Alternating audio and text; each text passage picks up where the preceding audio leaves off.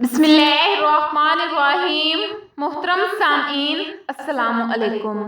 آج کی اس ویڈیو میں ہم حضرت یوسف علیہ السلام کا واقعہ جانیں گے اور ساتھ ساتھ یہ بھی جانیں گے کہ آپ علیہ السلام کو دریائے نیل کے درمیان کیوں دفن کیا گیا تھا اور 400 سال بعد ان کی میت کو دریائے نیل کے درمیان سے حضرت موسیٰ علیہ السلام نے کیوں اور کس کے حکم سے نکالا اور کہاں لے کر گئے۔ لہٰذا واقعہ مکمل جاننے کے لیے ویڈیو کو آخر تک ضرور دیکھیں۔ حضرت یوسف علیہ السلام اللہ کے بہت ہی نیک اور برگزیدہ بندے تھے۔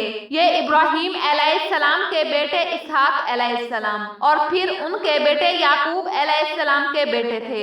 قرآن کریم میں حضرت یوسف علیہ السلام کی خوبصورتی، حسن، اللہ پر توکل اور آزمائش کا قصہ سورہ یوسف کے اندر وضاحت سے بیان کیا گیا ہے، جسے قرآن کریم کے اندر احسن القصص یعنی سب سے خوبصورت ترین قصہ بھی کہا گیا ہے۔ سیدنا یوسف علیہ السلام اللہ تعالیٰ کے امتحانوں میں ثابت قدم رہے اور صبر کرنے والے ثابت ہوئے تو اللہ تعالیٰ نے انہیں بادشاہت عطا فرمائی۔ جب حضرت یوسف علیہ السلام کے ستیلے بھائی اپنے والد محترم سیدنا یعقوب علیہ السلام کے حکم پر دوبارہ مصر پہنچے اور اپنے بھائی بنیامین کی رہائی کی درخواست کی تو اس موقع پر انہوں نے سیدنا یوسف علیہ السلام کو حضرت یعقوب علیہ السلام کا پیغام پہنچایا۔ جب حضرت یوسف علیہ السلام نے اپنے والد کا خط پڑھا تو زار و قطار رونے لگے، جس کے بعد انہوں نے اپنے بھائیوں کو بتایا کہ وہ یوسف ہیں جسے وہ بچپن میں کنویں میں پھینک آئے تھے۔ یہ سن کر ان کے بھائیوں نے ان سے معافی مانگی تو حضرت یوسف علیہ السلام نے انہیں معاف کر دیا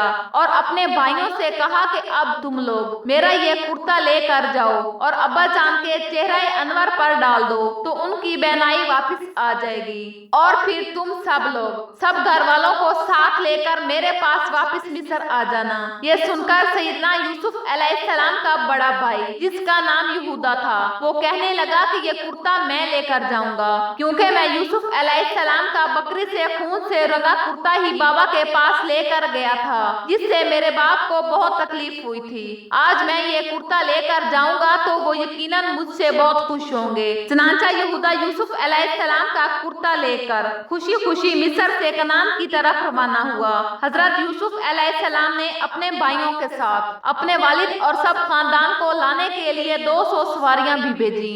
یہودا جیسے ہی سیدنا یوسف علیہ السلام کا کرتا لے کر مصر سے کنعان کی طرف روانہ ہوا تو ادھر کنعان میں سیدنا یعقوب علیہ السلام کو اپنے لخت جگر اور جان سے پیارے بیٹے حضرت یوسف علیہ السلام کی خوشبو محسوس ہوئی تو انہوں نے اپنے پوتوں سے اس بات کا ذکر کیا کہ مجھے یوسف کی خوشبو آ رہی ہے۔ اس بات کو قرآن کریم میں اللہ تعالیٰ نے ان الفاظ میں بیان کیا ہے کہ سیدنا یعقوب علیہ السلام کہنے لگے کہ اگر تم مجھے یہ نہ کہو کہ بوڑھا سٹھیا گیا ہے تو مجھے یوسف کی خوشبو آ رہی ہے۔ تو یعقوب علیہ السلام کے پوتوں نے کہا آپ اب بھی اس پرانی سی بات پر پڑے ہوئے ہیں، بھلا کہاں یوسف اور کہاں ان کی خوشبو۔ تو جب برادران یوسف ان کا کرتا لے کر گھر پہنچے اور اپنے والد کے چہرہ انور پر ڈالا تو ان کی آنکھیں درست ہو گئیں اور ان کی بینائی واپس آ گئی، جس پر سیدنا یعقوب علیہ السلام نے کہا کیا میں نے تم سے یہ نہیں کہا تھا کہ اللہ تعالیٰ کے بارے میں جتنا میں جانتا ہوں تم نہیں جانتے۔ پھر یعقوب علیہ السلام نے تہجد میں اللہ تعالیٰ سے اپنے بیٹوں کی معافی کی دعا کی اور آپ علیہ السلام کی دعا کی وجہ سے تمام برادران یوسف کی بخشش ہو گئی اور اللہ تعالیٰ نے یہ خوشخبری سنائی کہ آپ کے بیٹوں کے گناہوں کو آپ کی دعاؤں سے معاف فرما دیا گیا ہے۔ پھر حضرت یعقوب علیہ السلام نے اپنے لخت جگر سیدنا یوسف علیہ السلام کی طرف ملک مصر جانے کی تیاریاں شروع کر دی۔ حضرت یوسف علیہ السلام کے خاندان کے کل 72 یا 73 آدمی تھے جو ملک مصر روانہ ہوئے۔ جب حضرت یعقوب علیہ السلام کا قافلہ مصر کے قریب پہنچا تو حضرت یوسف علیہ السلام ایک عظیم الشان جلوس کے ہمراہ اپنے والد کے استقبال کے لیے آئے۔ اس جلوس کے دونوں اطراف مصر کی عوام باادب آپ علیہ السلام کے استقبال کے لیے کھڑی تھی۔ حضرت یعقوب علیہ السلام نے اپنے بیٹے یہودا سے پوچھا کہ یہ فرعون مصر کا لشکر تو نہیں؟ یہودا نے بتایا کہ نہیں بابا جان، یہ آپ کے بیٹے سیدنا یوسف علیہ السلام کا لشکر ہے جو آپ کے استقبال کے لیے آیا ہوا ہے۔ سیدنا یعقوب علیہ السلام اس بات پر بہت حیران ہوئے تو اتنے میں جبرائیل امین علیہ السلام تشریف لے آئے اور آپ نے سیدنا یعقوب علیہ السلام سے فرمایا کہ اے اللہ عز و جل کے نبی، ذرا سر اٹھا کر دیکھیے، آسمان کے فرشتے بھی آپ کی خوشی میں تشریف لائے ہیں اور ان میں وہ فرشتے بھی شامل ہیں جو آپ کے غم میں آپ کے ساتھ روتے رہے۔ اس کے بعد سیدنا یعقوب علیہ السلام اپنے فرزند حضرت یوسف علیہ السلام سے ملے۔ 40 سال بعد ہونے والی اس ملاقات نے باپ بیٹے کو آپ دیدہ کر دیا، دونوں دیر تک ایک دوسرے کے گلے لگے رہے۔ پھر حضرت یوسف علیہ السلام اپنے خاندان کو لے کر اپنے دربار میں پہنچے اور سیدنا یعقوب علیہ السلام کو سہارا دے کر اپنے تخت شاہی پر بٹھایا اور ان کے ارد گرد آپ کے 11 بھائی اور آپ کی سوتیلی ماں بھی بیٹھ گئی۔ اس کے بعد آداب شاہی کے احترام میں سب نے سیدنا یوسف علیہ السلام کے سامنے سجدہ کیا۔